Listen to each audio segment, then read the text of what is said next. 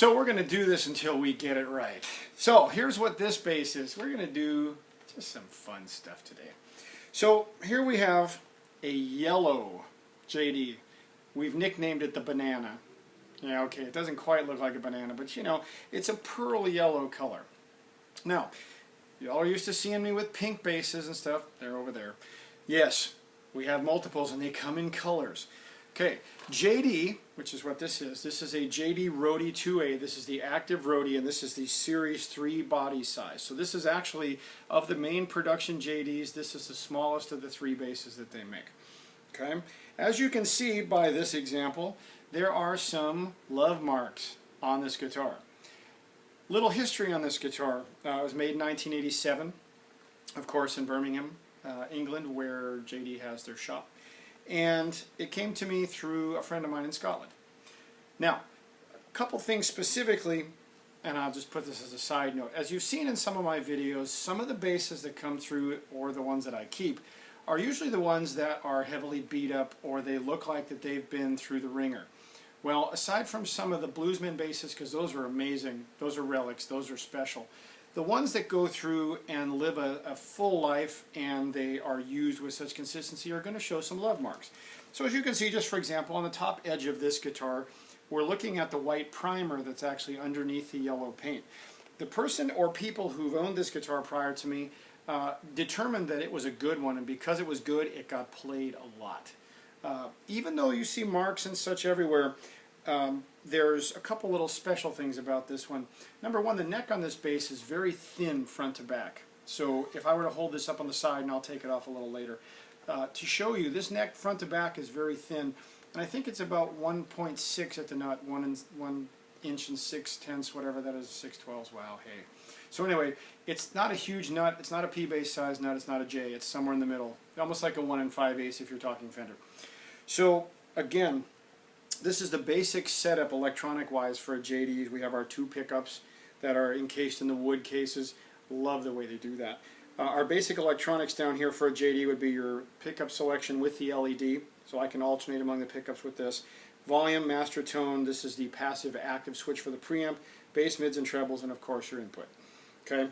What we're going to do is we're just going to go through and I'm going to kind of dial it in a little bit and we're going to play it and mess around with it. A couple of other things here, just side notes for this particular instrument. When I got it, the preamp was seriously dead. This bass, again, was made in '87. It had been loved on, played a lot. Amazing stuff when that happens. I love that because that means that, again, I can play it. I don't have to worry about it getting dinged. And it's good enough that it has a tone that will be acceptable through whatever I put it through. So the preamp on this whole thing is new. The preamp died before I got it. And so once I got this bass, I asked Jaydee to send me a new preamp, and so all the guts inside this guitar are brand new with the exception of the pickups. Even they sent me a whole wired up unit. Talk about your customer service. Man, dude, I have not seen any bass company, any place that gives good customer service as like Jaydee to me.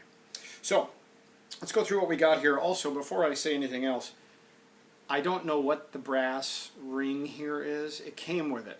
I haven't decided if I'm going to take it off or leave it. It kind of adds character, but it also takes away from the yellow. My assumption is that someone will put their thumb here and they would start playing like this.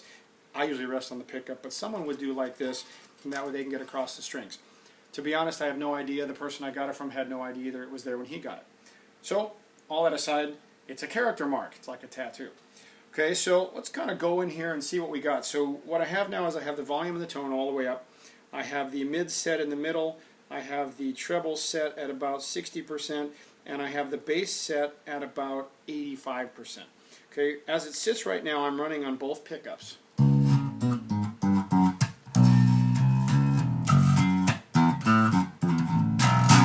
Okay, so it has a nice midly sound.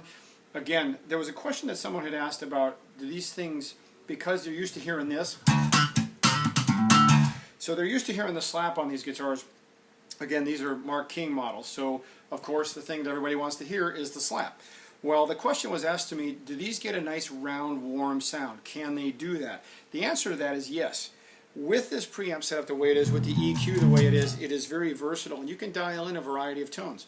Okay, so if I move around a little bit, and I start messing around a little bit down here,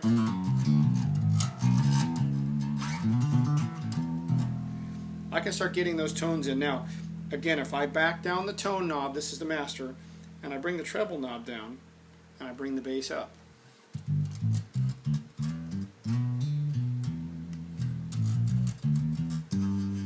So you have a nice round, almost a dub kind of sound if I was going to play reggae. So let's bring this back up to where it was. Let's go back up now. We're going to go front pickup. I want to leave everything kind of the way it is. I'll bring the bass back down so we're not killing ourselves here.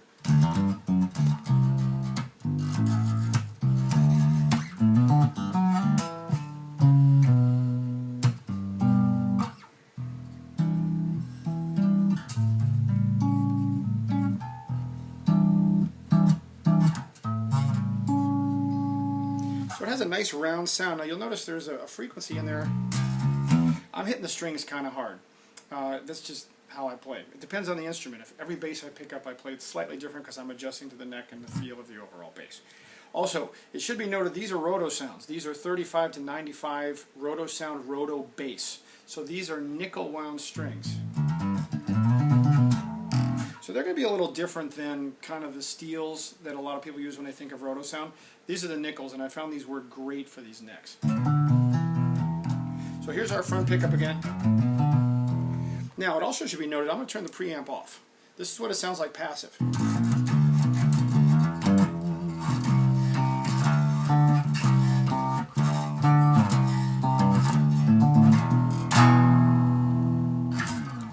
Okay, so the preamp's now back on.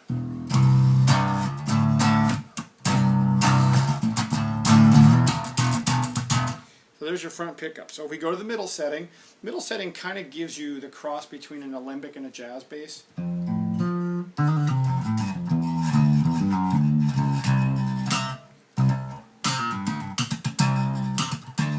So we can do all of that.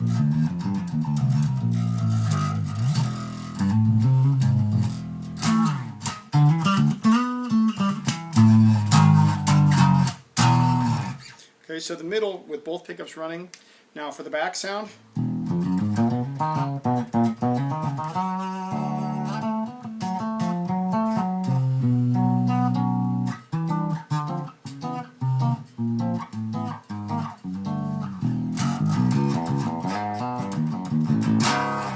So it kind of gives you a bark.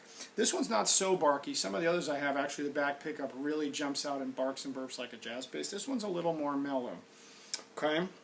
So again, you have a lot of tonal variations in here, and of course I can always dial down whatever I need to dial down. If I bring the bass up again, back the treble down, maybe a little more mids this time.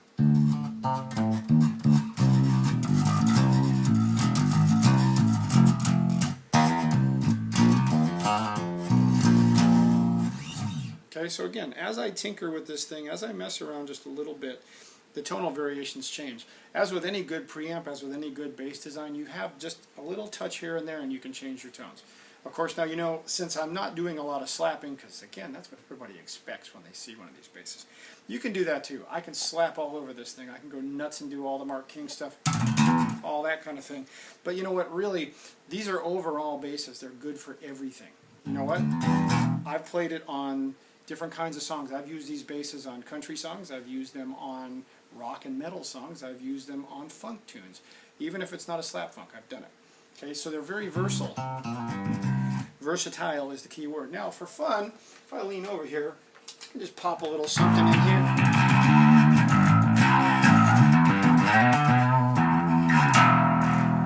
So we can get a little distortion going. And by the way, I'm using a VT bass.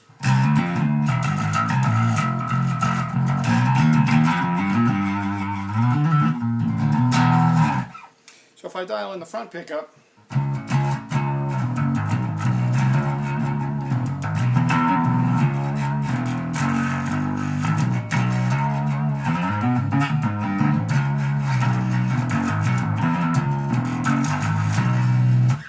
now I have that VT bass set for Rickenbacker.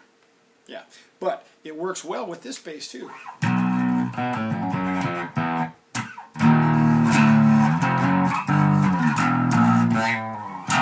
Okay, so I can do all kinds of nutty stuff with this. Anyway, as always, if you have questions about this one, or you have questions about the basses in general, feel free to post a comment or send me a message. Until next time, And I'm sure that'll be coming up real quick because I have some other secrets in the stash that haven't been shown yet. Enjoy yourself. Play more bass. Get off the computer and play bass. Till next time, peace.